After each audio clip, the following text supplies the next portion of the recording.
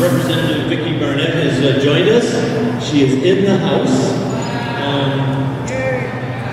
She is in her second term in the Michigan House, representing the 37th House District in Farmington and Farmington Hills.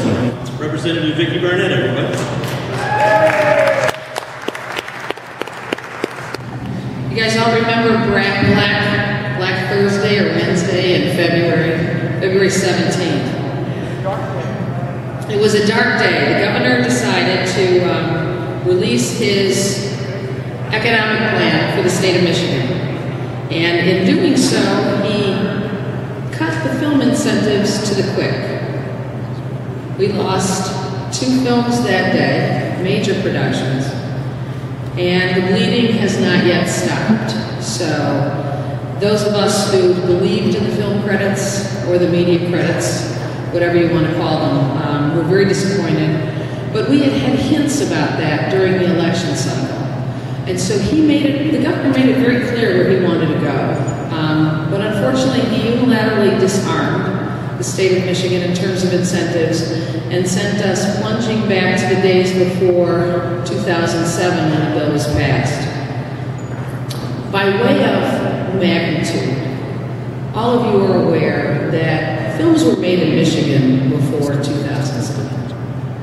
But they were made at a rate of 1 a year, and we'd go several years without one, then we'd maybe get 2, and we'd go several years without one. And then there was a string of years where we had 1 a year.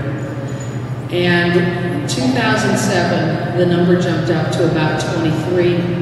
In 2008, 33, 2009, 33, 2010, we had a slew of them. In fact, in the summer of 2010, last summer, there were 3 films being shot within a 4-block radius of downtown Detroit, and the extras that were called into the sites were going to the wrong sets. There was so much activity downtown in Detroit.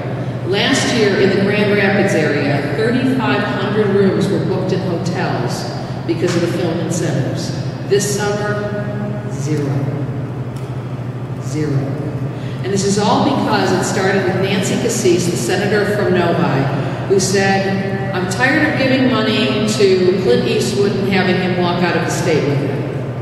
What she disregarded was the fact that Clint Eastwood wasn't walking out of the state with a pocket full of money.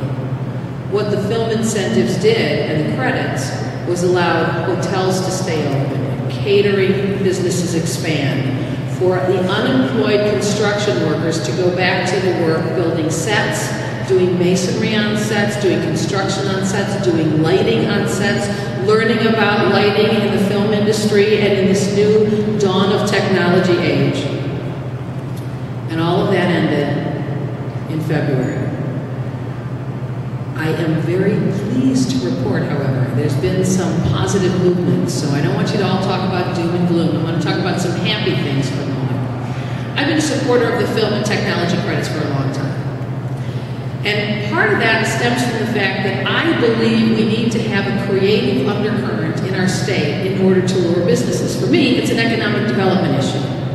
I don't see anybody wanting to relocate their business from San Francisco to Detroit if we don't have opera, if we don't have a world-class orchestra, if we don't have museums that stay open, and we don't have cultural opportunities for people who want to locate here. It's not just about brick and mortar buildings and roads. It's about those unseen things and commitment to arts that draw people, because after all, our life is not just work, or shouldn't be just work. It should have a recreational and a quality of life component. And I believe Michigan is probably the most beautiful place on the globe to do that. If you want to shoot an ocean scene, you can do that in California. And you can do that on the East Coast. But you have to worry about salt and erosion and corrosion of your equipment. On the Great Lakes, there's no salt in the water. It's fresh. So your equipment will last longer. And we can still give you the same kind of wave action. We have a certain thing at twilight in Michigan that no other place has. That long, dusky period where the lighting is perfect for shooting films. No other place has that. There's things that Michigan has to offer film and media producers that no other place has. And it has one more thing, an excited population that is encouraged and is excited about the industry.